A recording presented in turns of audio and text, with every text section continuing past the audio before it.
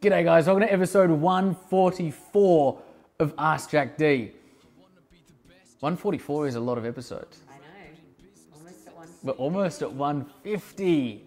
Today's question comes from Ben James Lynch over on Snapchat, who asked Jack, what is your day-to-day involvement in the entourage? And here I draw on lessons in terms of what should your role as the entrepreneur and owner of a business be, and where is your highest and best use as the organization grows, because it is not in the business, it is far different to that.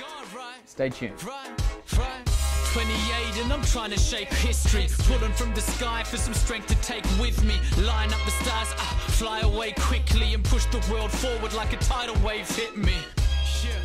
I ride the wave swiftly, I fear no man, check my titles mate quickly, came from the sky with the... G'day guys, welcome to episode 144 of Ask Jack D. Today we are taking a question, of course from Snapchat, from Mr. Ben James Lynch, who asked, Jack, what is your day-to-day role in the entourage?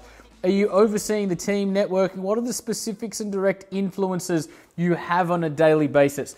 Ben, this is a really good question, and for those of you that have been following me for a little while, you understand that my primary premise around developing a great business is that as any business scales, it should be the aim of every great entrepreneur to have your involvement in the day-to-day operations slowly dilute as the organization grows, because the more the operations depend on you, the greater degree you are acting as a glass ceiling to the potential and the capacity of a business. The other thing to say to that is that as entrepreneurs, often, typically speaking, generally speaking, we're not great operationally. We're really good at the vision stuff. We're really good at the strategy. We're really good at infusing and ingraining culture. We're really good at branding. We're really good at connecting with the consumer.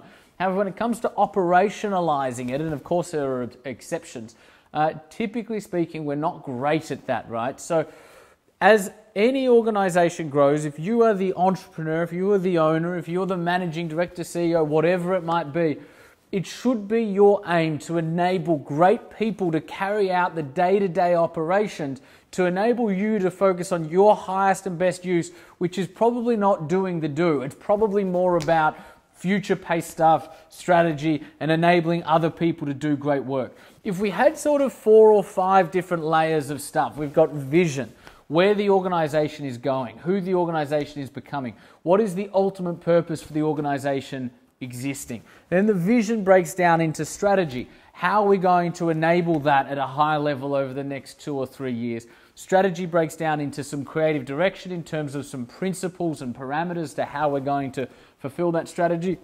And then the 4th layer becomes operations. How do we turn that into implementation and project plans and to-do lists and weekly meetings and all of that sort of stuff? As the managing director and owner of the entourage, what I now do is I purely focus on vision, strategy, and direction. And direction not only involves direction not only in the sense of where are we going and why, but also creative direction as to how.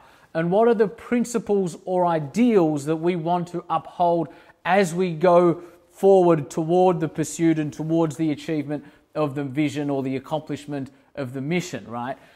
So creative direction might be stuff like how do we bring our brand to life? How do we communicate with the consumer? What are the different principles that we need to uphold, in my instance, throughout our education and all of that sort of stuff?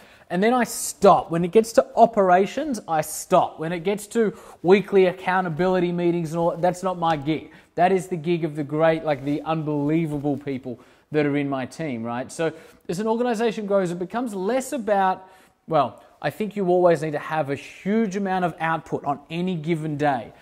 And in the early days, when it's just you or it's you and 4 or 5 other people, a large part of the degree to which your organization progresses will depend on your personal output. As the organization grows to a more substantial size, it then becomes about your personal output on a daily basis, as well as how good are you at enabling other people to do their life's best work in alignment with the vision and in alignment with the accomplishment of the future strategy.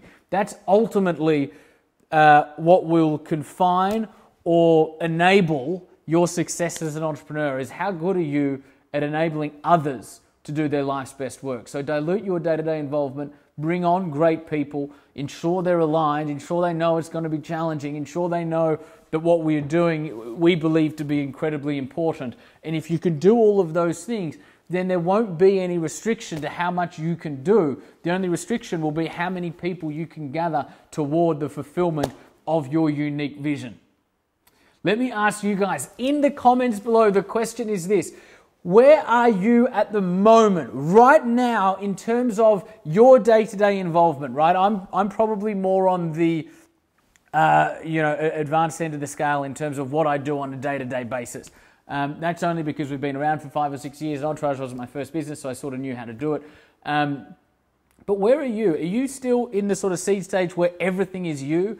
Are you sort of in the point where everything is you, but you've got a couple of people around you that you're training? Or do you have an exec team, you have a leadership team, and ultimately you're only spending time on vision, strategy, and direction? Where are you today in your own business? In the comments below, I am interested to know where you guys are at. Let's have that conversation, and I look forward to speaking with you in the comments below. I've just actualized a wish that I dreamed as a kid. 'Cause I'm lining